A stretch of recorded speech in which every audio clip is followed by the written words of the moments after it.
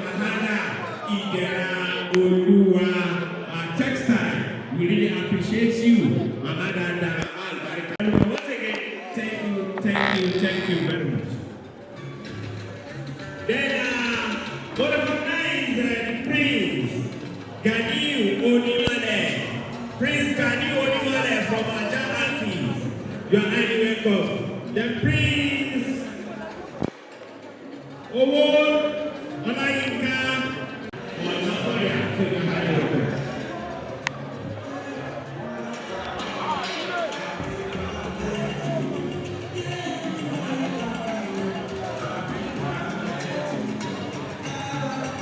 we recognize the presence of our wife. Why I say our wife is that DJ.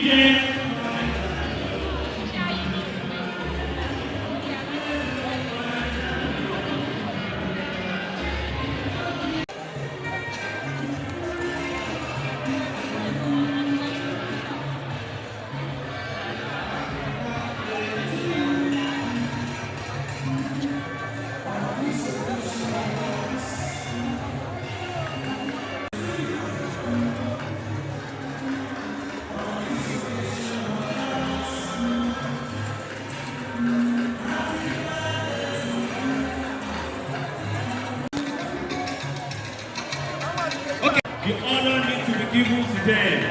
So, Queen Alhaja that we all know as Madam Toha. So, before we continue the program, I'm here today, as usual, to celebrate one of our own. We're celebrating today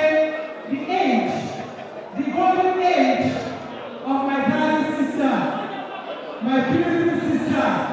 We all call her Oyinlomo Toha. Then, Oyinlomo Toha, Oyinlomo Toha, Alhaja Idera. We really appreciate you. We recognize Alhaja Idera. So I need to give her that honor. So you are highly welcome. We really appreciate you. Thank you very, very much. Frankly said that my husband is the chairman, my husband is the CEO, my husband is everything. So if that should be and it doesn't know that one, I mean, I come and I need that one. So Mama Alhaja Idera Oluwa, the wife of Prince Rabi Oluwa, presence of a special advisor to the governor on Islamic matter, Alhaja Idera. Shine, Alhaja wa Shukra, Sunny Shine, àti gbogbo àwọn ọ̀rẹ́ wọn pátápátá.